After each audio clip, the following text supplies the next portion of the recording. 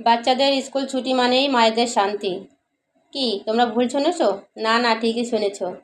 শান্তি মানে স্কুল ছুটি হলেই বাচ্চারা বাড়ি বসে এক একটা খাবারের লিস্ট বা বায়নার লিস্ট নিয়ে চলে আসে মায়ের কাছে। আজকে এইটা বানিয়ে দাও, কালকে ওইটা বানিয়ে দাও। তো আজকে আমাদের বায়না হচ্ছে পিৎজা খাবে। তো বাইরের যে পরিস্থিতি, তাতে তো বাইরের খাবার খাওয়ানো বাচ্চাদের একদম উচিত না।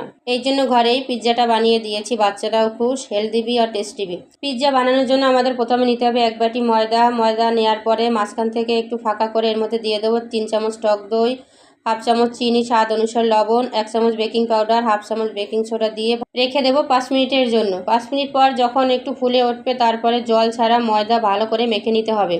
এখানে কিন্তু জল ব্যবহার করা যাবে না। ময়দা মাখা হয়ে গেলে উপর থেকে 1 চামচের মতন সয়াবিন তেল দিয়ে ঢাকনা চাপা দিয়ে রেখে দেবো 5 মিনিটের জন্য। 5 মিনিট পর ঢাকনাটা খুলে তারপরে এরকম হাত দিয়ে একটু চেপে চেপে গোল করে নেব। বেলনের সাহায্যে রুটির মতন গোল করে নিতে হবে। যাদা পাতলাও না, যাদা মোটাও না, এরকম সাইজের একটা রুটি বেলে নিতে হবে। পিৎজা বেক করার জন্য আমি এখানে একটা স্টিলের থালা নিয়েছি। উপর থেকে ছড়িয়ে দেবো 1 চামচের মতন সয়াবিন তেল। তারপরে রুটিটাই থালার মধ্যে দিয়ে দেবো। একটা কাটা চামচের সাহায্যে এরকম করে ছিদ্র করে নিতে হবে, যাতে পিৎজাটা ফুলে না যায়। রুটির উপর থেকে দিয়ে দেবো পিৎজা সস, মজুলার চিজ। তোমাদের কাছে যে কোনো ধরনের চিজ থাকলে তোমরা সেটা দিতে পারো। আমার কাছে মজুলার চিজ ছিল, এই জন্য আমি এটা দিয়েছি।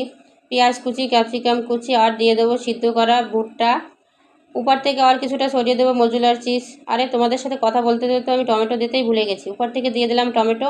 পিৎজা বেক করার জন্য আমি এখানে একটা কড়াইয়ের মধ্যে দিয়ে দিয়েছিলাম কিছুটা লবণ। একটা স্ট্যান্ড দিয়ে 5 মিনিটের জন্য একটু হাই হিটে গরম করার জন্য রেখে দিয়েছিলাম। তারপর থালাটা এর মধ্যে দিয়ে ঢাকনা চাপা দিয়ে 5 মিনিট বেক করব হাই হিটে, 10 মিনিট লো হিটে, আর গ্যাস বন্ধ করে ঢাকনা চাপা দিয়ে রেখে দেবো 10 মিনিট। টোটাল আমাদের 25 মিনিট লাগবে পিৎজাটা বেক করার জন্য। কড়াই থেকে পিৎজাটা নামিয়ে উপর থেকে ছড়িয়ে দেবো কিছুটা চিলি ফ্লেক্স। আর তারপরে কাটারের সাহায্যে এরকম পিৎজাটা কেটে নিব।